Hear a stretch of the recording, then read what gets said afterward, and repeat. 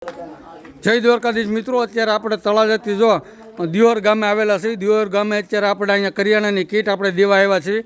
આ માજીના ઘરે જે કાંતાબેન કરીને છે, અને જો અત્યારે એના ઘરે અત્યારે આપણે આ કીટ લઈને આવ્યા છીએ.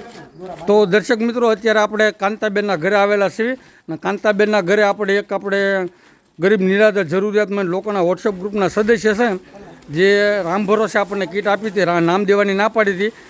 એમના માટે આપણે 3 મહિના ચાલે ને એટલું કરિયાણું આપણે લઈને આપણે અહીંયા આવ્યા છીએ.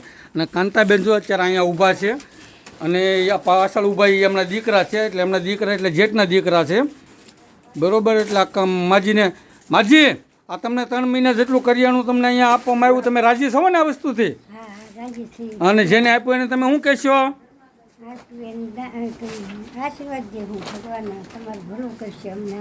તમે શું કહેશો? તમે એમ ને, આ ભાઈને થોડાક અસ્થિર મગજના છે, એમના દીકરા છે થોડાક અસ્થિર મગજના છે, અને આ આપણે ગરીબ નિરાધાર જરૂરિયાતમંદ લોકોના વોટ્સઅપ ગ્રુપ દ્વારા 3 મહિના ચાલે એટલું કરિયાણું અર્પણ કરવામાં આવ્યું. મારી સાથે ગૌ સેવા ગ્રુપના પ્રમુખ જે દિયોર ગામમાં રહે છે, નામ ભૂલી ગયો તો, નિલેશભાઈ છે, જે મારા મિત્ર એમની સાથે આવેલા છે.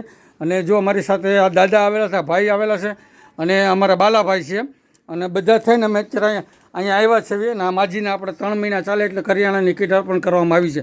અને આ ભાઈ બેઠા ને એ અસ્થિર મગજમાં છે, અને થોડું બોલીએ કે થોડું નથી બોલી શકતા, કાંઈ સમજતા નથી. અને આ માજીના દીકરા છે પણ એના જીતના દીકરા. માજી, આ તમને બધી વસ્તુ મળી, તમે રાજી છો ને બાપા? એમ ને ભાઈ, એને રૂડા આશીર્વાદ આપી દો. ભગવાન આશીર્વાદ છે તમારે હંધાય.